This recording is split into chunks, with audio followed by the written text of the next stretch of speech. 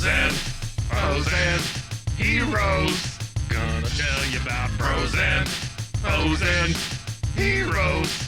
Gonna tell you about comic books, costumes, facts, boots. and other stuff.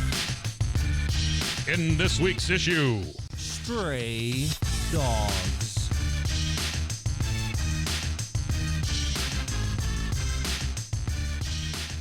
Welcome into Bros, Foes, and Heroes. I'm Zach, joined as always by the marvelous, magnificent, mighty master of mayhem. Whoa. Mr. Mike. That's a lot. There we go. That's a lot. I'm again just gonna keep seeing how many M's, how long I can make this. That's go. a lot to try to live up to, though. Well, I mean, you've disappointed everybody for so long. I figure that it's nothing. I feel the crushing weight of your words. They're meant to lift you up. Yeah, no, they just crushed me. Well. Yeah. But that's great. I appreciate the intro, and I'm glad we're back. Yeah, we are. This is week, good. We got to cover some ridiculousness We in did. Man of War. Yeah. Apparently, mighty gods do not account for the spin of the Earth's axis. Nope. But what I have for you today is something a little different. He just plopped him right down. He did. He was just in like the wrong place. Yeah, he's like, that looks like Germany. There we go. Plop. Yeah. Help them Nazis. Oh, shit. Oh, darn. Yeah. Yeah, that was Messed all it it up. was. Oh, well. You should go back and listen to that one. Also, I know that... If you're on this one for the first time, then you've made a big miscalculation. Yeah, there's a lot of other stuff. I mean, Yeah. we've not that this isn't going to be good, just Sure. there's a lot of other great stuff behind there it. is. There is. I know that we didn't do anything really scary this month, Yeah. like a lot of people do Right, for right. October. What happens in October that's so scary? The baseball playoffs? I don't really know. Yeah. Halloween, I guess. For the Yankees. But, Yankees, it's I hope scary. so. I hope so. They're down 2-0, Ugly right? costumes, they are. Yeah. And they play today? Yes. Yeah. When we're recording this. Oh. Which is fun. I can't stand either of those teams. Really? I hate the Astros, hate the Yankees. See, I'm a big. So- I like the Astros, but I can't say I'm a big fan because I don't watch during the regular season. You know, I mean, if it's on, I'll watch, but that's I about haven't it. watched any this season. Really? I watched a little bit of playoffs. But that's Wow, about you it. are a big baseball fan too. I am to not Yeah, even. That's weird. I got other stuff going on, Mike. I'm a busy man. That's my doing thing, busy man right? things. I'm always doing Yeah. things. So And your shirt says super busy. yeah. Oh, you didn't finish it. It says doing nothing. nothing. And then Oh, that's Snoopy's Snoopy. on the, yeah. Snoopy's always giving Snoopy's us. always the best. He's always giving us the razz. So the Raz. I don't know. Okay. I don't know. What that So The what business. I decided to do then is since Yeah. next week's episode Yeah. is going to release on Halloween Day, Dun, dun, dun. I felt like I just had to do something kind of scary. Sure. So I did a little different. What I have is the very Bunch of first pictures issue, of me from middle school. and I'm going to share it with everybody. What I have is technically it's the first issue of this comic Yeah. title. Okay. Even though technically it started off as crime comics for about Crime 16 comics. issues, and then it was, I can't remember. doesn't It was look a old Tales of enough. Horror. This doesn't look old enough No, to no, be no, called no, no, no, crime not comics. this one. Oh, I'm you're talking about talking next week. I'm teasing. Got This is a you. tease. It's what they call it tease in the business. I feel teased. Yeah. I have, even though it starts on issue number 20, it is the first issue of Tales of the Crypt, or Tales from the Crypt. Oh, cool. That I'll go ahead and do for next week's episode then. I just because- absolutely hated the Did you? the Crypt Keeper. Well, he's not I just can't stand him. the way he looks. Yeah. No, just the voice. Oh, okay. Well, this That is before crap. I this is just before can't. the Crypt Keeper Oh, shows okay. up. Yeah, All right, they great. had different guys who would be like Oh. the host of the books until then. Consider me teased. And also, just another like comic book history thing. Yeah. It's part of these Tales from the Crypt and other EC comics, which at one point in time stood for Education Comics. Yeah. They changed like, we want to be entertaining. So it's Sure. entertaining comics. But these Ain't no money in teaching these kids. exactly these scary right. stories are what eventually leads to the creation of the comic code too. Oh, wow. Because of just how They're far too they get away scary. with it. Too scary, too violent, Too scary, You know, didn't we're read. raising up. There's a whole giant court case about it and everything too. It's super interesting Oh, about wow. how the reason that the youth of today are all delinquents is because of those comic books. I don't doubt that. I think it's comic around books and 54, I think. cigarettes. Yep. Oh yeah, And they pool. they try to look cool and roll it up in their shirt pocket. The The pool, not the cigarettes. if I've ever learned anything from musicals, is that pool will turn your kids into delinquents. Yep. What musical is that in? Music Man. Never seen the music, man. Yeah, it starts with P and rhymes with T and stands for trouble. Right here in River City. Hold on, is I that can where probably do Trouble the in whole River thing. City comes Yeah, from for that's music? exactly where it comes from. There, Yeah, look at me absolutely. getting educated Yeah. for once.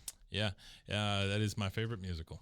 Oh, well, that's cool. I don't know if I'd use the word cool, but Okay, sure. well, we'll go into a different story. While next week's was purposely a horror comic, I read about the series that we're covering today, and it was described as, I'll just read the back, because these are all, big names in the world of comics. Okay. MICHAEL Bendis calls this series The Secret Life of Pets Meets 7.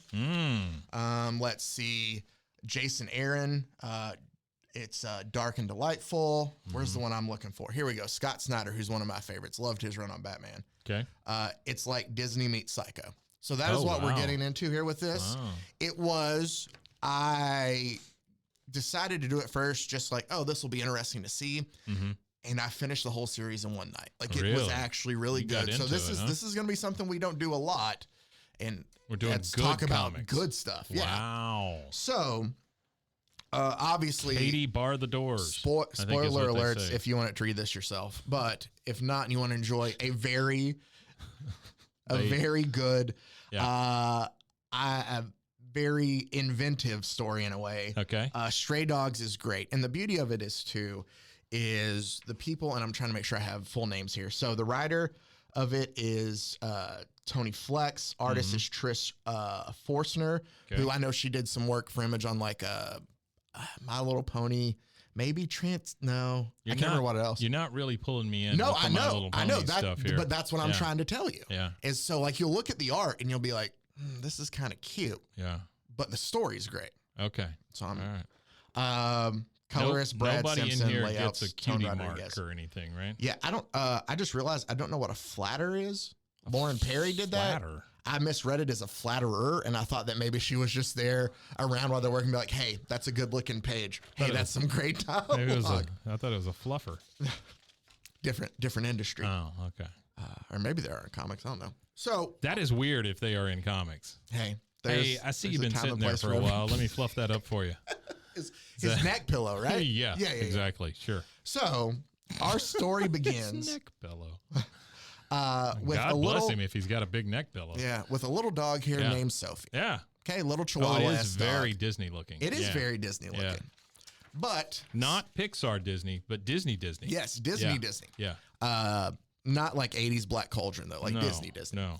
So we're introduced to Sophie, who's this little dog. And our intro story is we see there's a woman that her owner essentially is taking her to the vet. She has big scarves. And the owner is very nervous about taking her there because she feels bad, just like we all do as pet owners of, I think she's there to give her a Bordatello shot.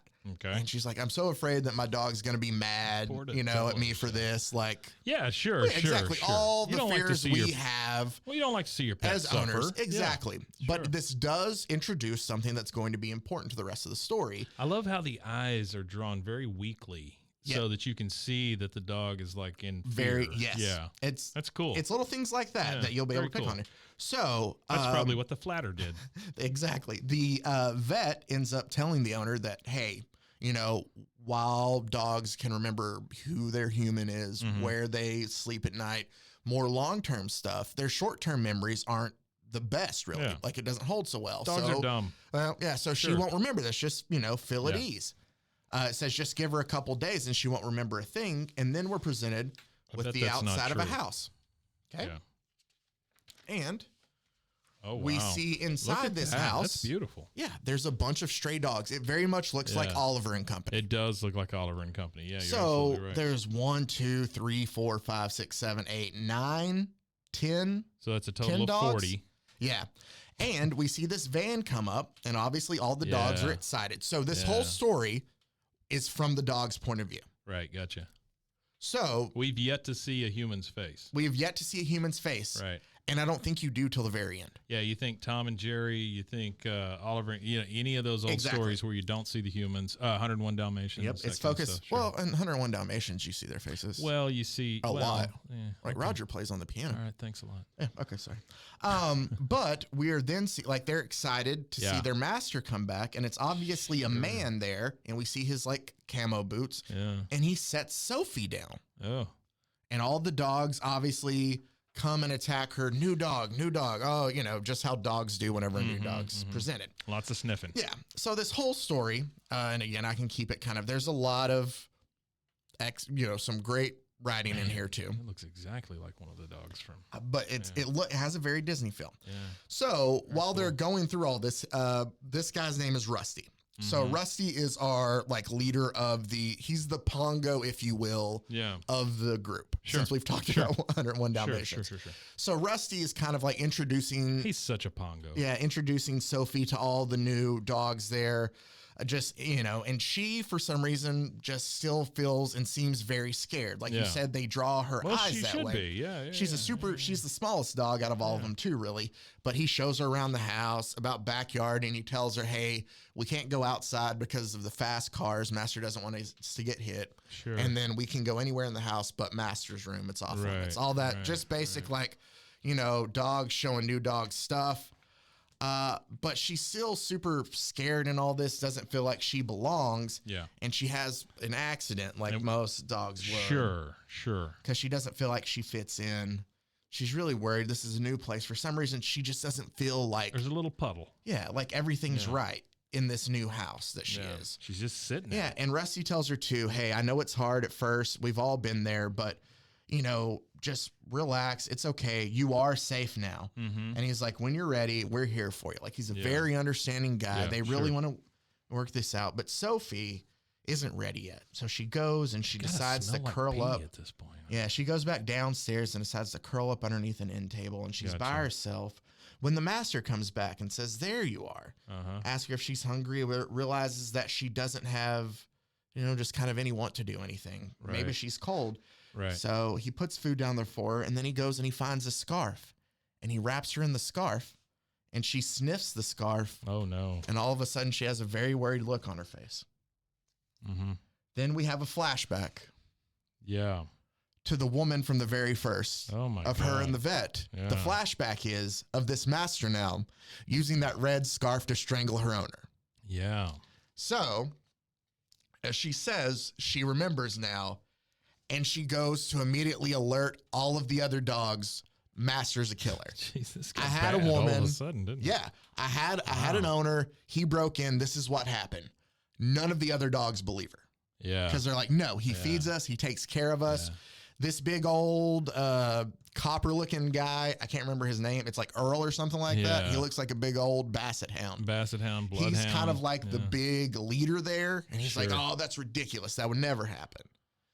There's no way our master does any of this. Oh, he cusses too. And then, so they make all this discussion downstairs, and eventually master calls them to, hey, come up to bed. And all the other dogs like, please, she's crazy. She's just not fitting in. Yeah, sure. Earl has a good sense. He'd be able to tell if our master was a killer. Like they just think crazy new dog, all she does. Yeah. Well, we ourselves get to see a look into obviously his bedroom, and there's a bunch of taxidermied stuff all over the wall. Yeah. There's an owl. There's a earlier, snake. there was a pheasant that the one guy introduced her to. Yeah, exactly. So there's a whole. He caught this. Yep. He's a big hunter.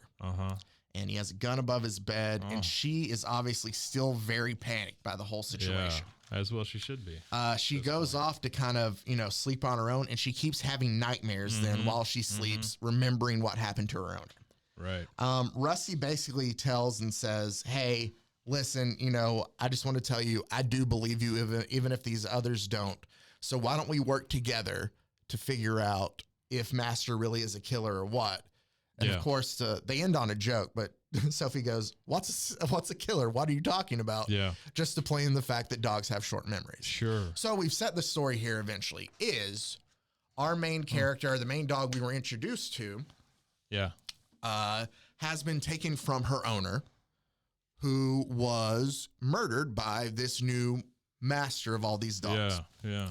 What we come to find out then through each issue, and now since I've kind of given you a full in-depth backstory, I can be a little more broad, Right. but still be able to, paint the picture together. So Rusty has now decided that he's going to help Sophie. Imogene. That's the name of the big. Of the, no, wait, it's Earl. Earl, yeah. Then Imogene's the big Imogen, one that just kind of sleeps all by her own. Gotcha. But so Other Henry. yeah, there's Henry and other Henry. So they all have names. Yeah. And it's typical dog names. There's a Roxanne in there. This is cool though, like previously, and it shows And you all they'll the so stuff. And, it says, previously Sophie can't remember how she ended up in the house with all these other dogs. Dog short-term memories can be sketchy. When she smells something familiar, Sophie finally remembers. She tells other dogs, your master killed my lady and then he brought me here. Yeah. So it's a very short and concise just to get you caught up to the next one. Why would he collect these dogs? So there's a reason behind this. He's making a coat. Well, no, but Okay. there is kind of something along All that right, line. great. So, We see basically, Master sleeping in the bed. mhm, He never reveals his face. he never here, though. reveals his face until the very end. You see, Yeah, sure. but he's the dog scratch on the door to let him out, and so they take them outside, or they let them downstairs to eat in the morning. They always eat in the morning. Yeah. Basically, he tells them then when Master leaves, like, I'll take you up to his room just to show you where stuff is, but it's always locked. We can't get in. But Right, maybe sure. you can smell around, figure something out. Yeah. Well, the master does grab, I think the dog's name's Aldo. Just looked at the names and then completely forgot him. Yeah, Aldo. And he's Okay. like, hey, you want to go for a ride? He takes Aldo in his truck and they leave. Oh. All the other dogs are still there. So, Are they all jealous? no, they don't really say. Oh, okay. They just, they just kind of watch him leave and they're ready for Yeah. him to come back. Yeah. So Rusty takes Sophie upstairs, like, hey, this is his room, but it's always locked. Well, she like pushes on it anyway. Wait, wasn't that his room they were sleeping in? No. Okay. Oh, okay. So that's his bedroom. He has Okay. a separate bedroom or he another has a room to the separate side. room. That's always locked. Gotcha. Well, Sophie goes and kind of nudges it open with her head and it actually opens. Oh.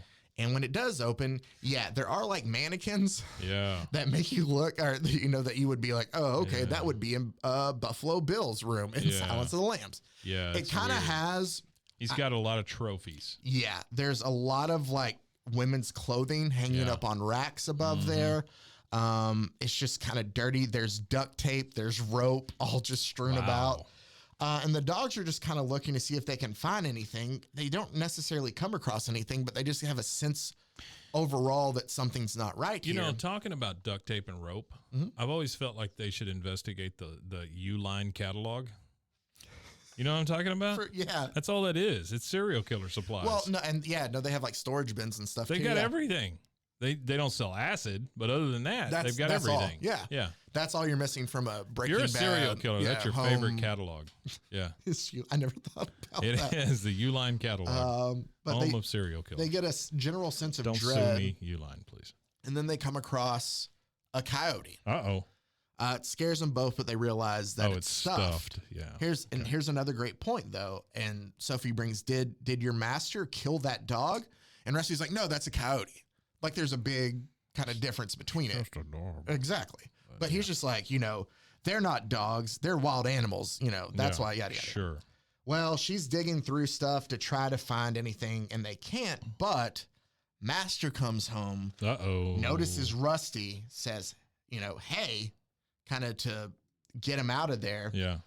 Master kind of kicks him. Uh-oh, Rusty yips no. and runs out of the room. Dang it. And he shuts the door behind him.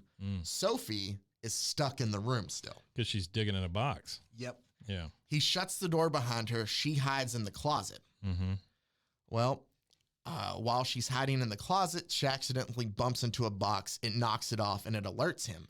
He opens the door and says, what? And about that time, we get another flashback Uh-oh. of Sophie and her woman Mm-hmm. Her at owner. the dog Yeah. park. Right. And Sophie's like, it's okay. Go ahead, run and play with the dogs. Sophie finally takes off and she comes to a halt Mm-hmm. and we see the boots again. Yeah. And she's like, and it's the master's boots. And he's like, oh, hello. Yeah. And we cut back to current day. And the master has opened up the closet, and he's like, he's leaning in to grab Sophie. You can't even see him though. He's all it's shadowed. black in his face. Yeah. Like you see what it's actually really. Yeah, this whole very thing's cool. really good. Yeah. And you hear a giant bang crash, and about that time, instead of reaching in, the owner turns around to head back downstairs because he's like, "What in the world was that?" Yeah. Right. Rusty purposely has knocked over a lamp to try to help Sophie get out. Yeah. In doing so, Sophie is able to get out, but Rusty is punished. And what it is there's a shed in the backyard that he essentially throws Rusty in and locks him in. Yeah. So this is tough. Yeah. This is a tough story. It is a tough story. And it looks like a kid's comic. Yep. So It's bringing up all kinds of feelings in me, Zach. I'm sorry. You kind of see, we kind of get I'm a learning sense so of much about my body. of what Imogen does. She just sleeps all day. Sure. Eventually it's time for bed. So they go, let them all outside. And all the other dogs are kind of mad at Sophie for getting Rusty in trouble. She got Rusty in trouble. Yeah. Her sneaking around and her. So they're all kind of, be like, hey, are you glad what you did, new dog? It's weird that the smallest dog is the one that's doing all the stuff. Yeah. I mean, I'm sure that's, a thing. Yeah. Whatever. So the master then opens the I don't trust shed that door, poodle. and he says, you can come on in too now. And so Rusty's able to get out, but obviously, he's limping. He's been in there for a while, huh? Yeah. Rusty's limping, Oh, he's though. limping. Yikes. And they notice it, and he's like, no, it's nothing. I'm fine. Like, he's trying to throw it off and stuff. Well, then he goes upstairs, and they're about to go lay down, and she says, hey, I found pictures of somebody when I was up in the box, or in his room. So they're going upstairs, and while they're there, all the other dogs are asking Aldo, hey, what'd you do today? Uh-huh. And he's like, oh, right. We went for a ride, and then we went to the dog park. Yeah. And he goes, and at the dog park, Master and me met a lady and a dog. Mm. And then Aldo says, then the lady and the dog left. We went on another ride. Then the Master used his click box to make pictures of the lady. Click box. And then so Sophie says, Something creepy about that kind of stuff when they call it weird names like that. So Sophie says, pictures, and she goes and finds the pictures that she found in the box and Can throws it. dogs see pictures? Yeah. Oh, okay. I mean, I assume so. And she just lays the pictures in front of Aldo, and she goes, is this her? And Aldo's like, no, that's not her. She was different. And then we see, what? Then where did you get that picture? And now Roxanne says, I remember her. That's my lady. Oh. So now we have two of the dogs he owns. Yeah, Polaroids of her from his click owner, box. From his click box. Yikes. We're at the halfway. Well, we're about to be at the halfway point. This is rated T for teens, by exactly. the way. But just letting you know. So Roxanne now remembers too. So now you have Roxanne who remembers her owner. Yeah. Sophie remembers her owner. Right. And Rusty is still just, while he doesn't remember anything, believes them. So he wants to help out too. He's the good guy. So like Roxanne has a very similar. Tom Hanks. Yeah. He's Tom Hanks. Yeah. Sophie's like, I don't remember what happened. I remember her place. It was bright. I remember, Sure. laying with her. Like, she remembers that stuff. Oh yeah, there it is. Yeah. Yeah. But she still can't remember anything else, but she feels like She was on her phone all the time. That's what kids are. That's what it was. If I've learned anything from Facebook, Phone kids. phones are bad. So they're trying to figure out, well, how do we figure more out? And the Master has come home from wherever he was. Yeah. And so they run in Probably thinking, out killing people. probably. All the other dogs are like, food. So they run in. But Rusty, Sophie, and Roxanne stay outside. Yeah. And I all would of a too sudden, at this point. Sophie goes, do you smell that? And goes over to underneath the porch where there's a latch. As you can see, a door underneath the lattice, underneath his front or back porch. And they're able to, like, there's a shovel just keeping it closed. So they knock the shovel over and the door comes open. And they go underneath there. And when they look underneath, Victor, the Dalmatian, joins them too. Yeah. Okay. I love Victor. Victor's the sad part of the story. I'm going to warn you right now before we get there. He pulls his spots off one by one. So Victor's underneath there with him. And all four of them are looking at these, what looks like holes dug. Yeah. It's like, what in the world is this? And Roxanne just feels like, I have to dig. I have to see what's under here. And so she just starts digging. Well, all of them join in to kind of dig with her, but Master can't find out where the other dogs are since the other ones are eating. Sure. So he goes outside to look. He's missing 4 dogs. Yeah. He goes outside to look, realizes his porch entry or crawl space door is open. It's open, yeah. And so he clicks his flashlight on, looks underneath there, doesn't see anything except the holes that were there already. Mm-hmm. And he kind of turns it off and crawls back out because the dogs have kind of fallen down into the holes to hide.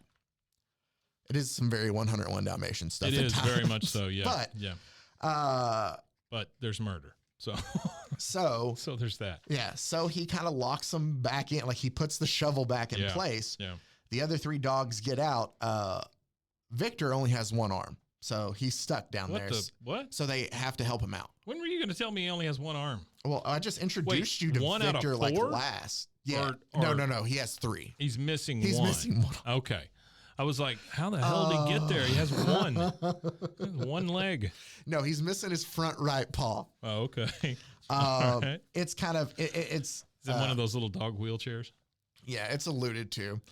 Not the dog wheelchair. He's in a dog wheelchair? No, it's alluded to how he lost it, I think. Like, I don't remember. He was a rescue eventually too. But so they help get them all out, and he really, they end up showing up all muddy.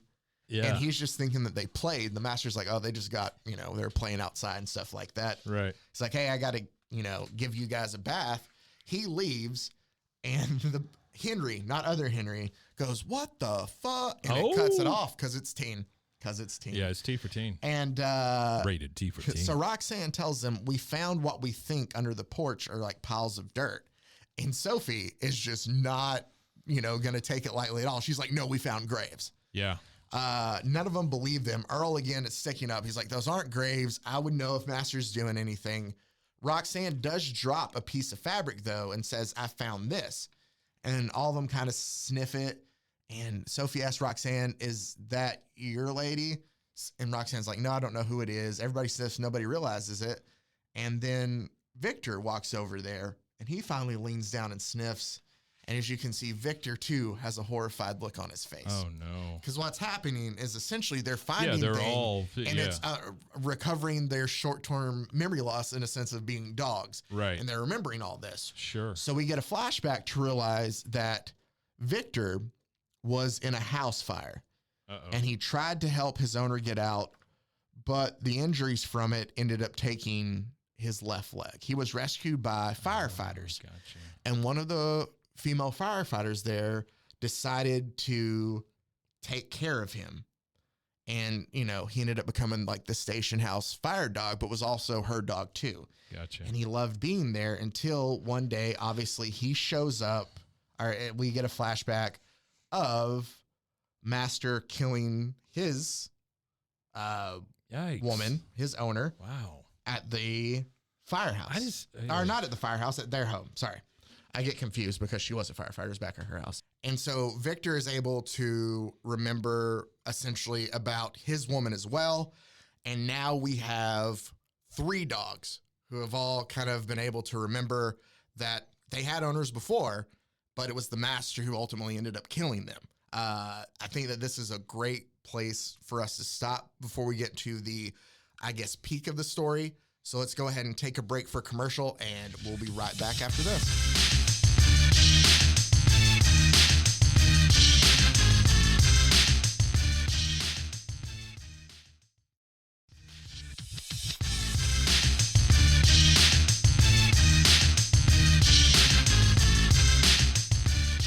All right, welcome back in. A little bit of housekeeping as well. Just to kind of spice it up a bit, we even changed co-hosts during the break. Hello. Hey, so Rusty here is joining me. Rusty from, and I'm going to try to do it the best way I can, but Bois, is that close? Yeah, Bois. There, okay.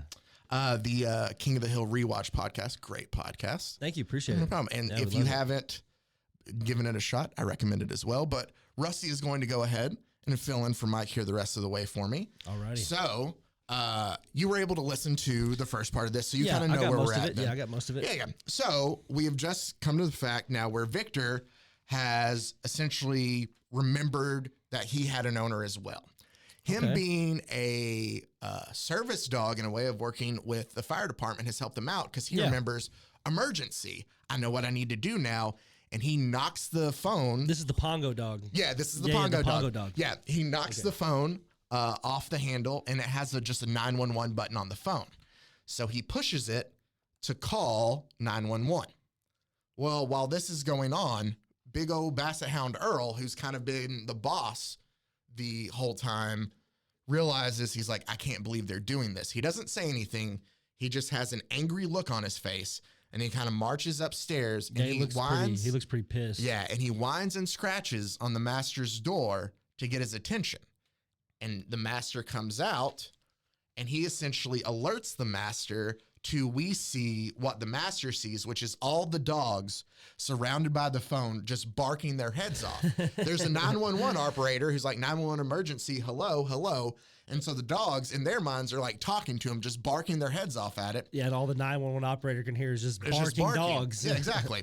So the master comes in, picks it up. He's like, hello? Oh, no, I'm sorry. Looks like my dog just accidentally knocked it off. I'm sorry about that. You have a good night, too.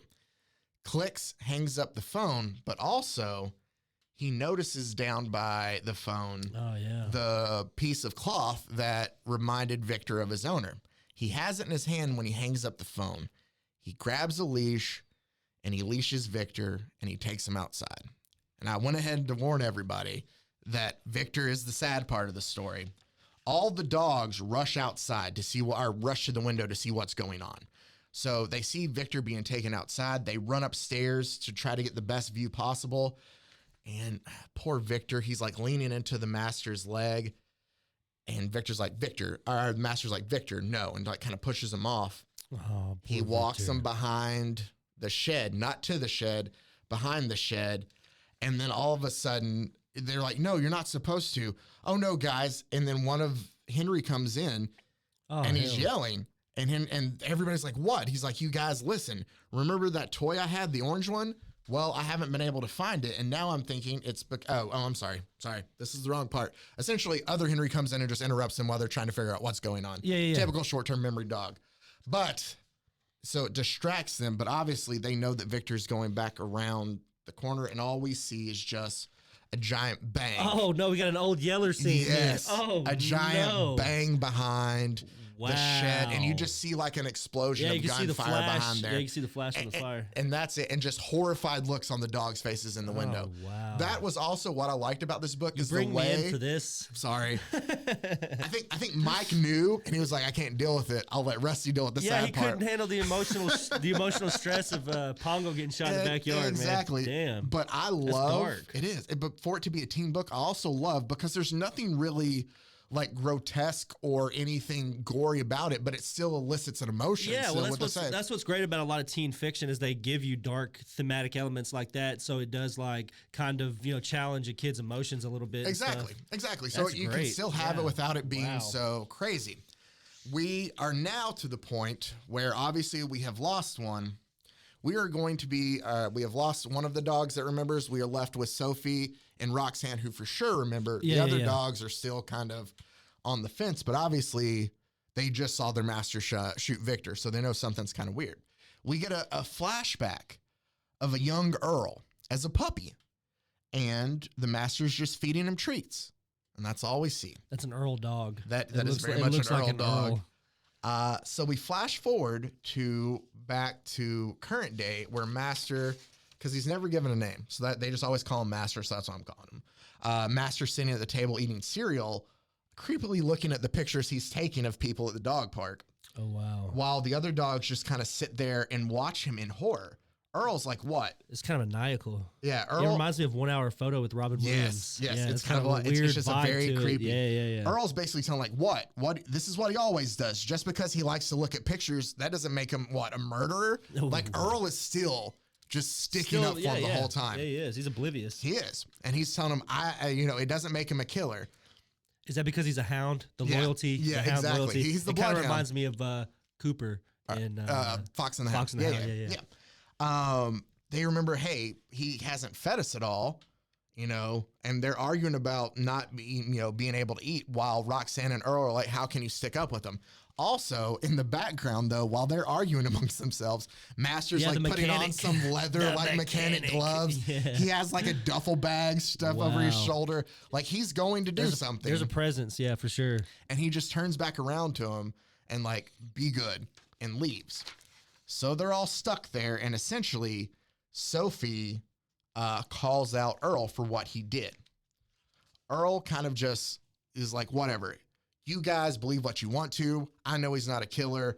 Y'all are crazy. He just kind of leaves them and heads up. Or no, I'm sorry. Before he does that, he tells, there's no way he is. I know. I've been with him since I was a puppy.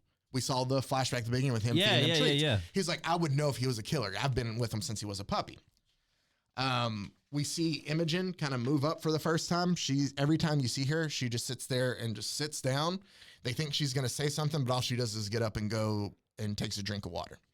I bring up Imogen just because she does play a big part later, but she's kind of kept as a quiet character the whole story until she makes her point. So basically, Earl gets into a fight with all the other dogs. Those are kind of my favorite. Sorry to interrupt you. Those are kind of my favorite characters. The ones that they have no parts whatsoever in the comic. And I mean, like, you could be like 6 books deep and you've seen this little character through all 6 books, and then you get to the 6th one and it's like, boom, the climax of the story, and they're at the very top of like the whole thing. So yeah, that's cool. I like that. So just Imogen's gonna come back later. Okay. Earl is just still denying it. That's what this whole thing is. All the dogs that remember just telling him, what about this? What about this? And he's denying everything.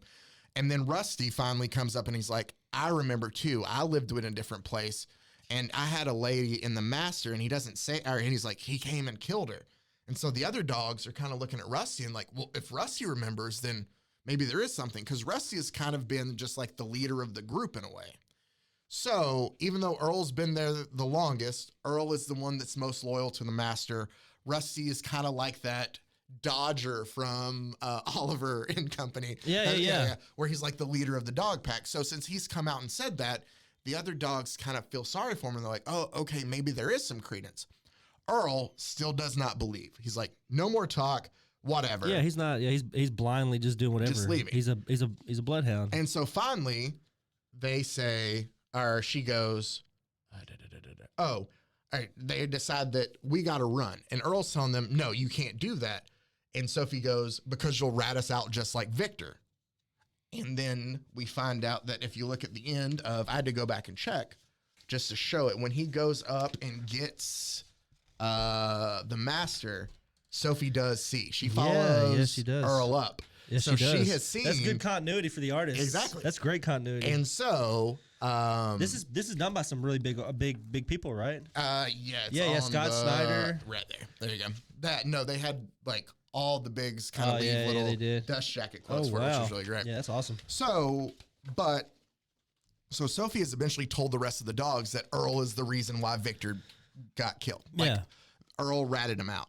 And so they're like, that's not true, is it? And Earl's like, I don't remember. I mean, and Sophie's like, that's it. We're running. Or no, I'm sorry. She says, I'm not running. I'm going to see about Victor, because they don't remember what happened to Victor. Yeah. They just know Victor's not there.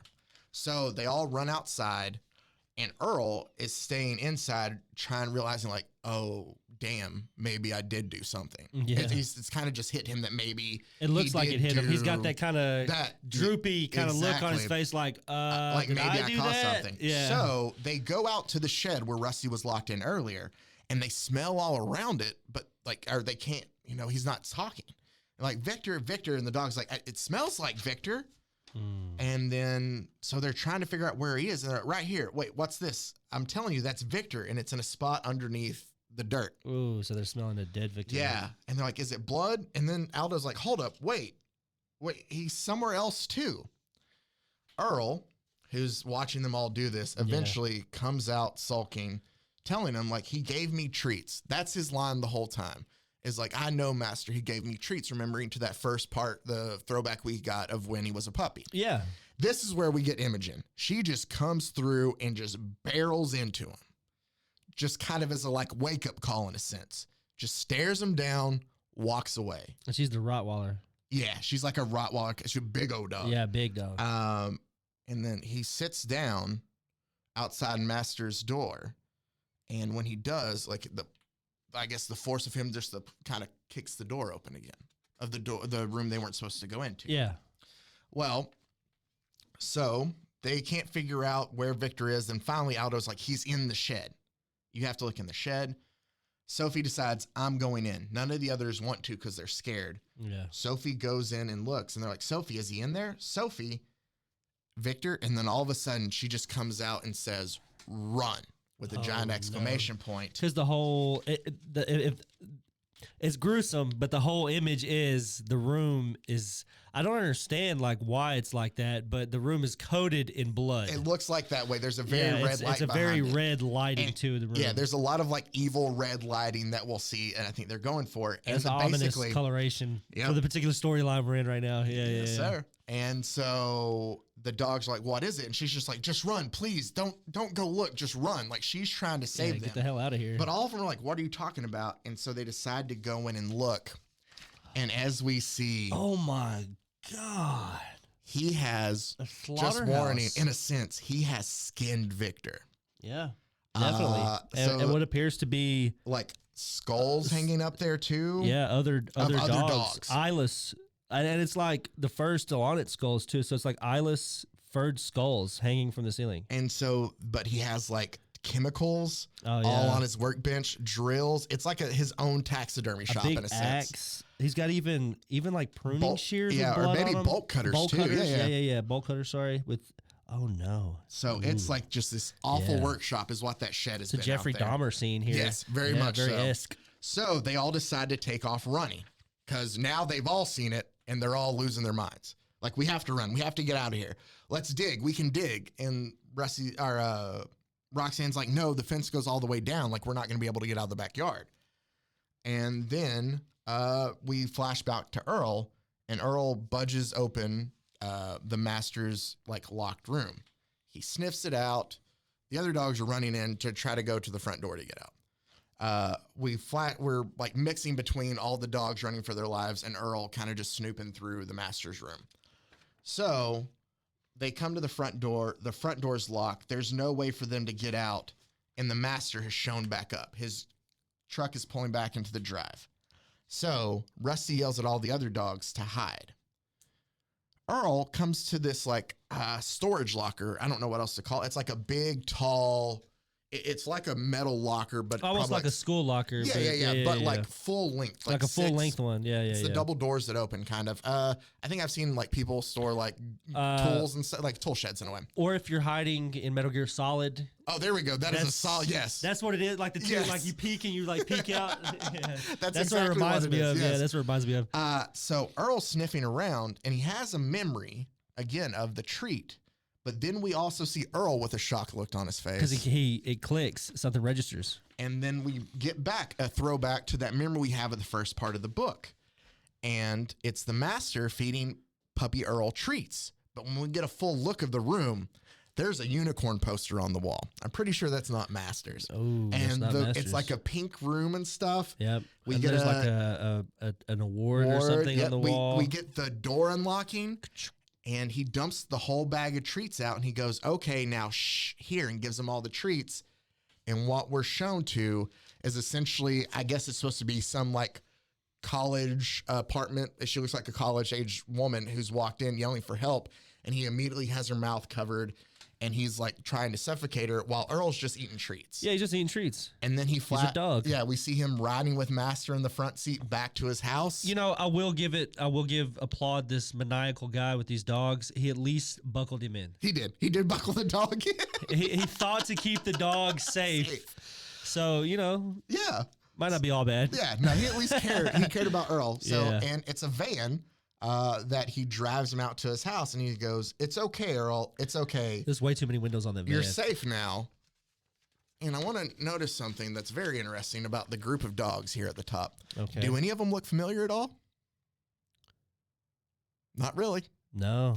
Earl is a puppy with this whole new group of dogs. Wow. And they do the same thing, new dog to Earl, that all the dogs did in the beginning to Sophie. Yeah. And we end this issue with Master has caught Earl in his room, and he says, "Bad dog," and he's pulled his shotgun on him. But it's because what Earl has discovered in that locker, where it is just mounted heads of all the other dogs before. These are crazy trophies. These are crazy trophies. I can't remember if it comes up in issue 5. If it doesn't, it's almost worse than jarred penises. I'm sorry, this is almost worse than jarred penises. Like dogs, pinned on your wall. Yeah. Like he's going and killing people, taking their dogs, raising their dogs, and then killing their dogs, and then keeping the trophies for the dogs' heads. Yes. Whoa. This dude is twisted. This is. Hey, you picked a good one for Halloween season. And that's the thing. That's a great one. Once I started this, I was so lotion on its skin. What in the world? Yeah. Yes. That's great. I love it. So we are now given the last episode where everything. It's actually a really good series. I like this a lot, dude. It was really good. They also did after this. They did it's like a 2-issue just standalone called Stray Dogs Dog Days. And it's kind of like an anthology. What they did is they just did like short, like 3 and 4, maybe some 6-page stories with all of these characters. Yeah. Oh, that's and so cool. In some of them, it gave the backstory of how you have to send me that. I want to check that out. Yeah. No, I'll go ahead and shoot that to you. But it had like some of the other dogs' backstories. Or awesome. It had like, maybe something else that happened to it. But what we do get is, I can't remember if it's brought up in here, but I'll just say it now. With the other dogs before, it was brought up that like the whole group of dogs in the past, they had that same thought. Like, I remember I had a woman. Yeah. So I'm assuming that this isn't the first time that the dogs have kind of acted up in a way too. And maybe he's had to make examples of some of those other dogs. But thinking of it as just trophies is way more creepier. It is, yeah. I mean, that's what it seemed like. If you look at that particular image or whatever, they were all mounted. Not just mounted, they were mounted on a plaque too. Yeah. So they were plaque mounted, like taxidermy dog heads. And that's like taking it to another level. Like you're already a serial killer for what appears anyway. Yeah. And then you serial kill dogs alongside humans too. Yeah, no. Usually when you hear serial killer stories, it's like, oh, they love their cat or they love their dog and they just hated humans, so they killed a bunch of humans kind of things. And like this guy's doing both. No, he's terrible doing everything all the way around. Yeah, he's terrible. They wanted to make sure that you could find no redeeming quality to root for this guy at all. Well, there actually was one redeeming quality. Oh, he buckled the seatbelt. He buckled the dog in at least. But I can look past that and still think that he is a shit person. No, definitely. Yeah, definitely. So we open up our final issue here with Earl growling at the owner now. And he has the shotgun on him and he tells him, you know the rules. You don't come in my room ever and you don't ever show me. I'm going to have to read it as is because it's just a powerful quote. Oh, yeah, it is powerful. He's like, you don't ever come in this room and you don't ever show me your goddamn teeth.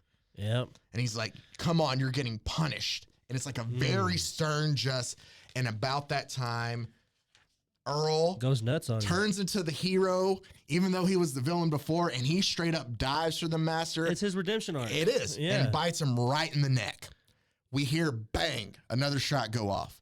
The rest of the dogs are all hiding in the pantry. They're scared. They are. And they hear loud sounds, hunting sounds, and one of them is like just like Victor. So they are panicking. Yeah, they're getting scared now. Then we see Earl take off running out of the room, blood just kind of streaming, out of his mouth from where he bit the master in the neck, and another shotgun, bang, and it tears a hole through the wall. Earl is running, and he yells out, run, to the rest of them. Run now.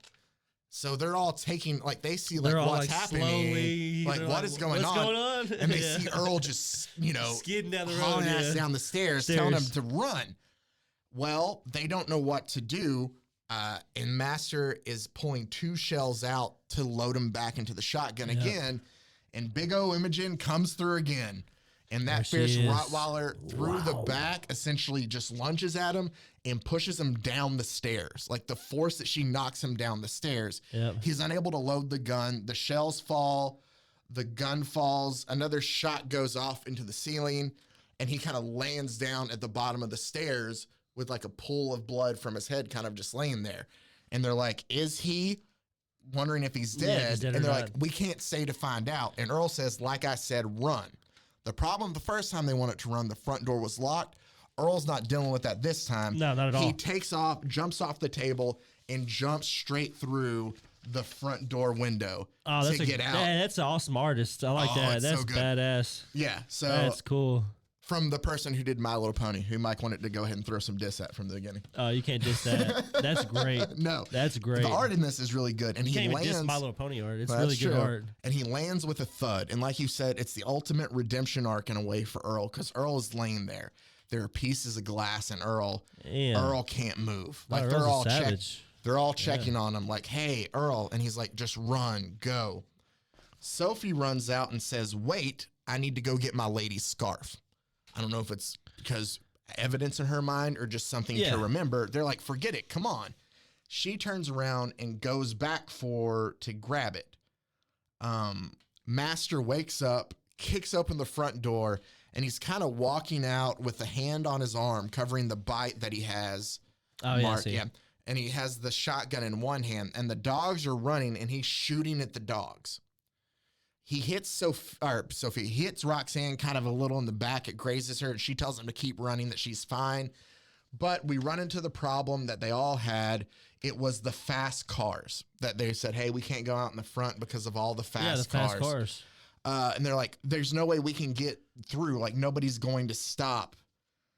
And so Master has now reloaded, and he's come up to where Roxanne is kind of falling down, right over top of her, standing over Roxanne. Sophie shows back up. The little dog bites his heel, causes him to drop the shells again and save Roxanne temporarily. But we're shown the speeding cars going by. Yeah, they're moving. So the dogs can't make it through because the cars are moving too fast. Yeah. And the Master's back up, making his way towards them.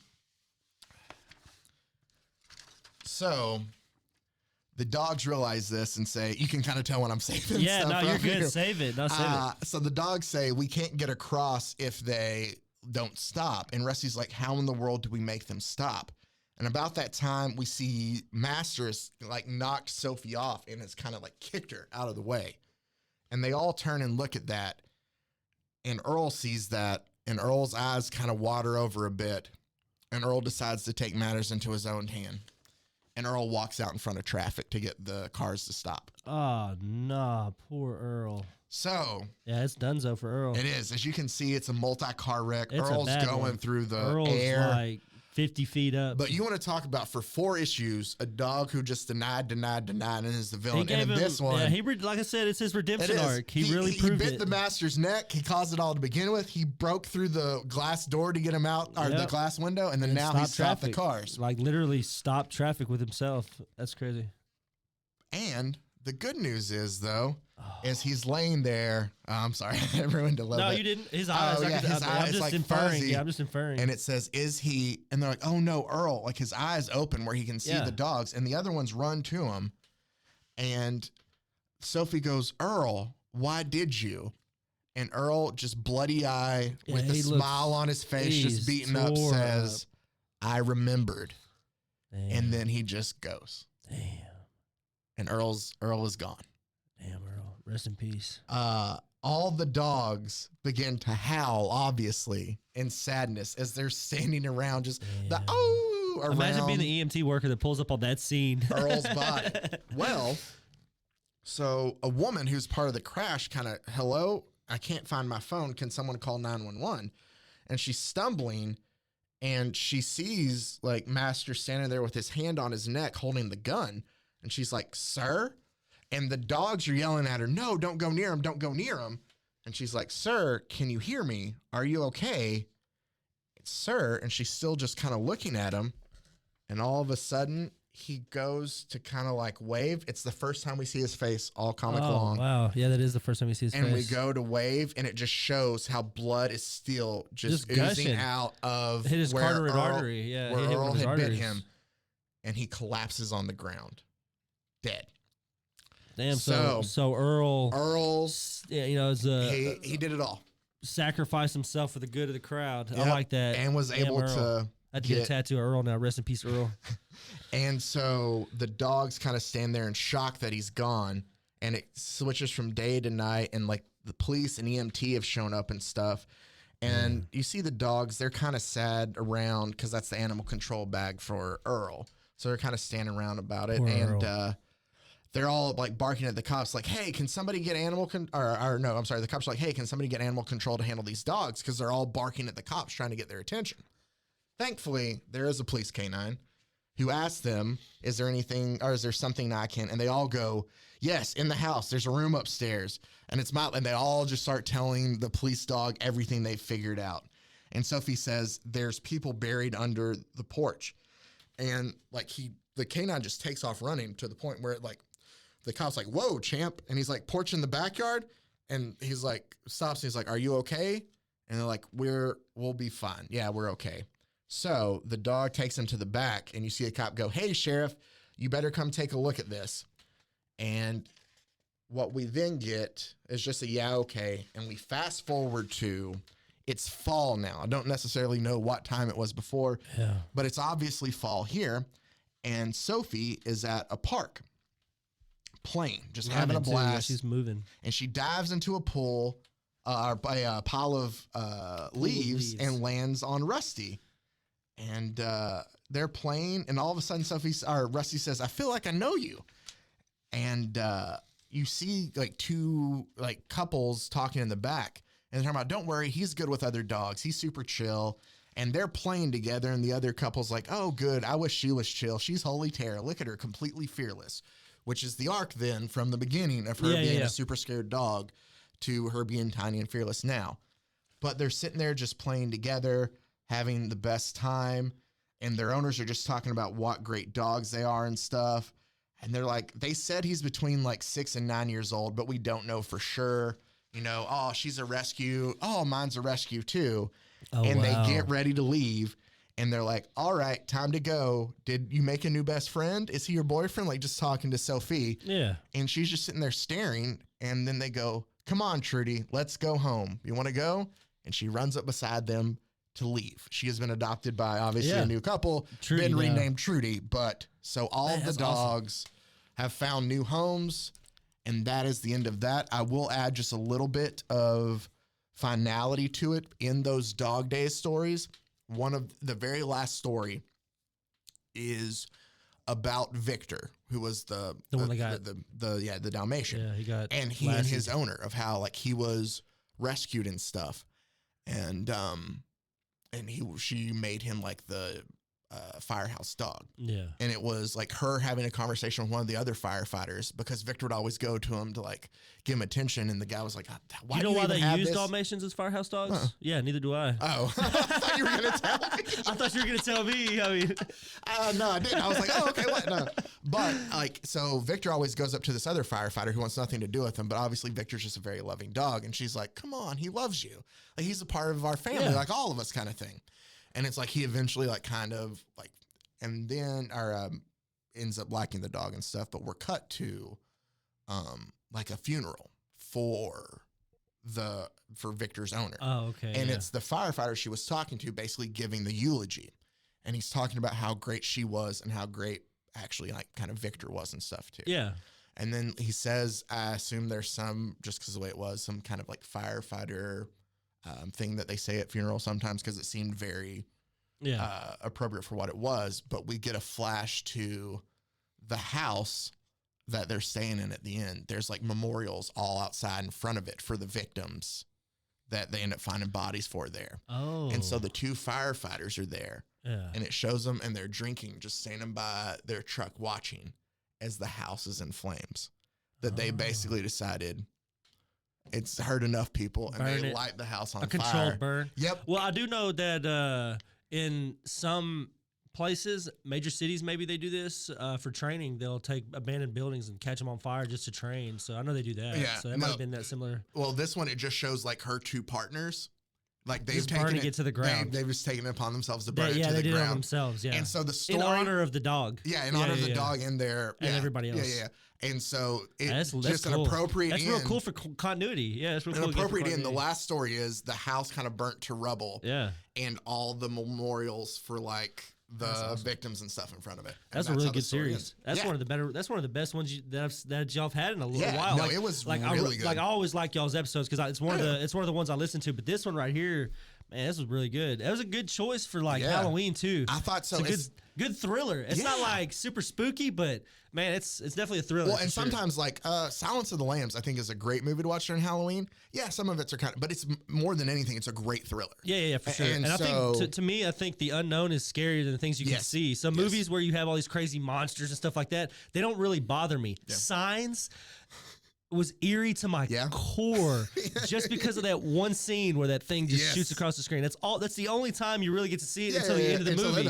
And like the end of the movie wasn't that scary. It's just all the lead up to the part where they're fighting these things. Because they weren't scary looking. You didn't like the part where he took the baseball bat and just ate glasses of water? No, that wasn't that, you know, it was all the lead up to that part that was terrifying to me. I'm with you there. I like Signs. And it's the same thing with The Village too. Like all the lead up to, and then you realize, oh my God, they're in this like Spoiler alert, it's in current time, but if you haven't seen it, it's been out a while. Yeah, been out a long while. It's kind of like me telling you Soylent Green is people. You should know by now. Delicious. So there it was, Stray Dogs. I know I went through it, but a fantastic book, one that I am probably going to actually buy and keep the trade paperback of because I enjoyed it so much. So kudos to them on that. I know usually we focus on some of the more ridiculous, crazy, funny stuff, and don't worry, we're gonna come back to that because I have one after next week. I know I teased the Tales from the Crypt, which I think will just be kind of like a fun little thing to do for Halloween. That's a good one for sure. The week after that, we have, I'll go ahead and tease that then too, the first appearance of Bizarro from Superman. It was actually in a Superboy comic, but Superboy is an absolute ass to Bizarro. The whole story makes no sense. And so we have that, as well as, I'm not going to come out right fully and say, but if you're familiar with a DC title from, I want to say it was the late 80s, maybe early 90s, called The Wanderers. It has to do with a character from that. It's just a solo issue from there that I'm going to squeeze those two together. That should be fun. So a lot of good stuff coming up on the horizon as well. That's exciting. For us. Yeah, that's exciting stuff. No, I appreciate you sitting in for Mike for the rest of the episode. Anytime. I'll go ahead. If you want to, go ahead and plug what you guys got coming up. Yeah, so we do BWAA, BWAAAKOTH on all social media. Our actual next episode is the final episode of season 2. So we just wrapped up season 2. Actually, that might have released by the time you hear this, I think, actually. So, we're looking forward to kicking off season 3 on our next episode. So help me out, because my memory is never the best on what happens in which episode. Have we already had the whole Megalomart? That's the cap of season 2, and then the opener for season 3. Okay. Yeah, so it's a dual part. It's a dual part episode, and usually in syndication they run these 2 episodes together, unless it was September of 2001. And it's funny because they actually it's not funny, but they took the show off, that particular 2 episodes, out of syndication for like 2 months prior to that. Yeah, so so that's where we're at, man. We're just finishing off season 2, getting ready to kick off season 3 with Death of a Salesman. Who's the trumpet player? Chuck Mangione, flugelhorn. Yeah, he does a flugelhorn. Oh, I'm sorry. Yeah. Well, no, I used to say trumpet too, but now that we're like completely like bathed in King of the Hill, like it's the lore. You know what I mean? You get, you get the lore. Too, I got you. See, I remember that being the big thing, being the 2-parter at the time. Yeah, it was huge because I remember specifically myself too, because it was like one of the very first, it's my first cliffhanger for a show. Like my first personal like sitcom or anything I watched that had a cliffhanger that was my first cliffhanger. So I was pissed. I was like, so is Hank a criminal? Did he go in here and just blow this place up or what happened? You know, so. And you had to wait to see what it was. Had to wait for a whole summer too. You had to wait a whole summer for it to come back because they did spring and fall. Yeah, so they did. You'd have to wait all the way till the summer was over before you even figured it out in the fall. I remember because it was primetime too. Yep, Sunday. It was usually right after football. Yes. It was like Simpsons 7, and then that. Yeah, it was there. Yeah, it was that King of the Hill, and I remember we would watch both. So I remember us waiting and watching that. It's funny. Fox did stuff like that randomly all the time too. I remember, and this has nothing to do with what we've talked about, but I remember at one point in time when they had the X-Men cartoon on Saturday mornings, they also ran it they had like a short little couple episode arc, or maybe just 1 or 2 that they ran primetime too. Yeah. So like there were times like they ran the animation Fox got stuff. funky, even that. man. Yeah, they did. The early morning Fox stuff is what I watched right before school, like Beast Wars Transformers. Yeah. I think they had on Fox Kids for a little while. I watched that. Was that the one that was kind of more computer animated in a way? It actually had that look kind of. They had the TV show Reboot, right? Do you remember Reboot? Yes, That's the first. That is the first CGI animated TV Canadian company, first TV show.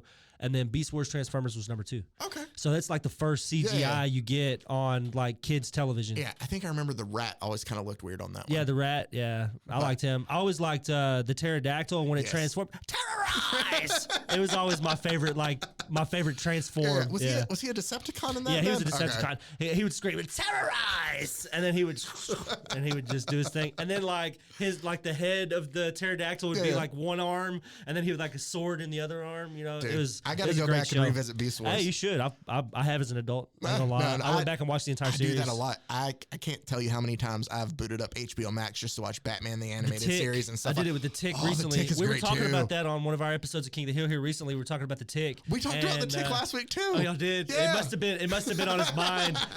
Did y'all record on Saturday? No, we recorded last Thursday. Okay. But we talked about the Tick too. Yeah. So we had talked about the Tick, I guess, the previous Saturday. But I went back and checked it. That's on Hulu. So. Oh, the animated series? No, not the animated series. Oh, the one with Patrick Warburton? The one with Patrick Warburton, the live action. Yeah, the real good one. I like all of it, but yeah, it was really good. I love Patrick Warburton. Oh no, that was great. And even the remake, because Mike and I were talking, even the reboot they did was really good. I thought too. Like every instance of the Tick that I've read, I've enjoyed. Yeah, for but sure. he just never gets a lot of love for some reason. Got a lot of love. All right, we'll go ahead and wrap up today's episode. Then I appreciate you having me on for the back half. I appreciate you joining me, Rusty. We got Mike on the front 9, Rusty on the back. Exactly. Yeah, there we go. Y'all played the scramble. There we go. Play the scramble. Yeah. It's a 6-hole scramble or something. Yeah. Until next time, everybody, stay safe, and we will see you then.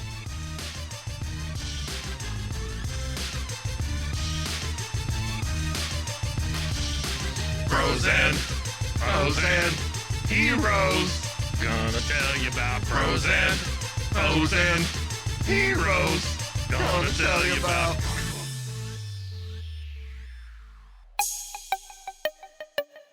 This has been a Rogue Media podcast.